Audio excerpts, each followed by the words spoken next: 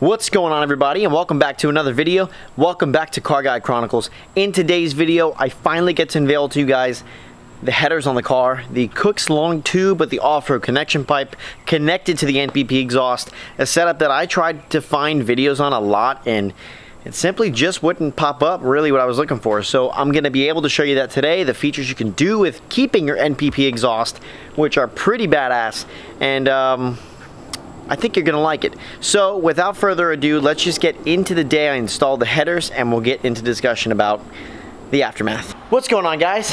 Now is the final moment. We're going to install these freaking Kooks long tube headers. So the problem with having a Camaro, the only issue you're ever going to have is this trunk is incredibly impossible to put anything big like that in it. So it's got to go in the car.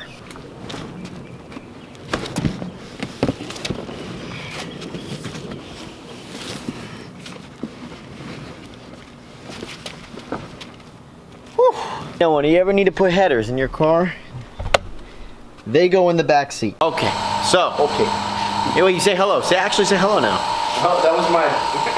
Okay, wait, that works. All right, so we got the Camaro on the lift. We're gonna be lifting her up in a second. We're doing the headers, the Kooks long tube, the box right here with my beautiful Stella. To do the header install in just a second, got to get everything prepped and ready. The car is now cooling down. We got a little fan you're not gonna see over there to cool it down because I just drove here. So, gonna get started. Manny, what the hell are you doing? Little soda. Oh. Attaboy, the first try. Let's try, baby. Let's do it. One of the first steps we're going to start under the motor, under the hood, is going to be removing the airbox as well as all these tanks here. And yeah, so we're going to start there first. We got to get rid of the plastic cover and go from there. Let's do it.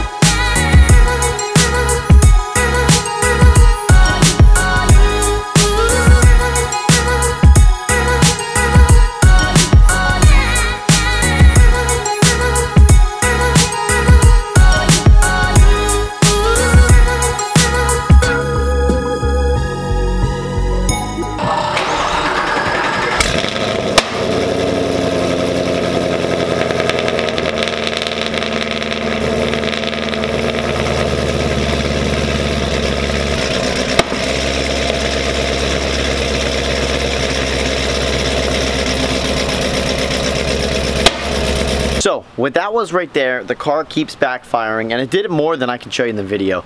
Check to see what was going on. It all looked normal, but you heard a tick, tick, tick, tick, tick, which is a misfire. So what we decided to do was we decided to take a water bottle. Our friend Wesley decides, let's get a water bottle, let's poke a hole in the top, and basically, let's squirt each cylinder and see which one is not firing right on the header. So you squirt on the header, that's a nice diesel. You're gonna squirt on the header, and whichever one does not burn the smoke is not firing. The 8th cylinder was the one that was not firing. So we changed the wiring, nothing happened, it was still the same result. We changed the coil pack, the same thing happened, and then we changed the spark plug. We just switched one to the other. The problem reversed, went to the other cylinder, and that cylinder now fired. So that was our answer, was the spark plugs. The next day I picked up 8 new ones. We changed all 8, got fresh ones in there. And now she's firing on all 8 and sounds pretty good. So it could be the dyno. It could have been that day that I did the dyno that it had a misfire. It could have been driving like that all day.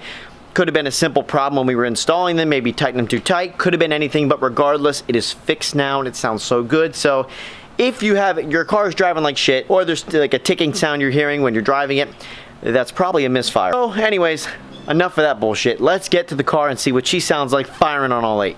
Wake up the neighborhood.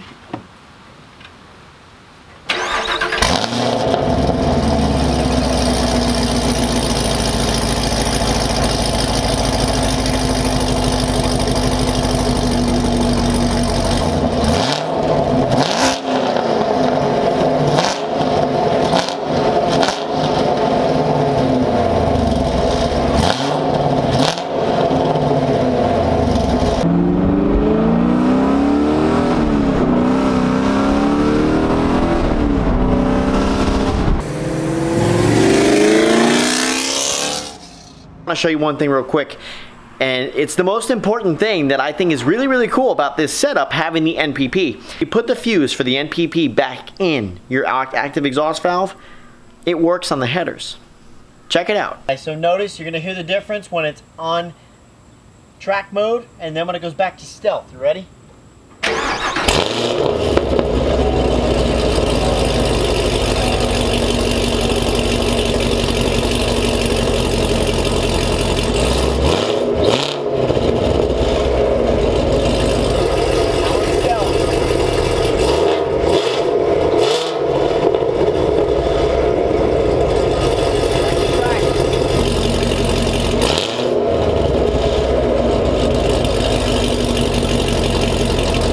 Now, as you can see, that's like one of my favorite features because I already caused more attention. I should have just done that on the same time of turning it on, but screw it, we did it twice. Now, this is a little option that I like of having the stealth mode and the track mode because now it's like real shit. Like, the stealth mode is actually still quieter when you're barely giving it gas than it was stock on track mode, if that makes any sense to you. Before the headers on track mode is louder than stealth mode on headers.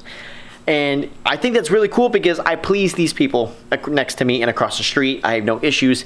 If I'm leaving in the middle of the night, let's say my girlfriend's neighborhood, I don't have to disturb her parents, and that's good. I know he's watching, it's good. But real quick, I want to show you guys under the hood, the flex fuel kit, so you can get an idea what that looks like when you hook it up. Hey y'all, so this is the flex fuel kit. As you can see, it's plugging in there. It is here, the harness with all that right there. Basically, you got a fuel line, a plug, and a wire, and you're done. That is it. It literally took us like 10 minutes to do that.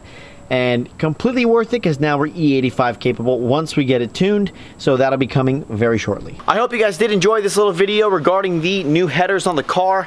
We are going to be tuning it in the next video. By the time you guys see it, it should already be tuned. I know she's going to perform pretty sweet. I'm guessing, my guess, she's going to put like 440 down. So we'll see how that comes out. Remember, we're doing the E85 and the header and the tune, so we'll see. I'm pretty excited, but I hope you guys enjoyed the video. Take care. We'll see you in the next video. Have a great day.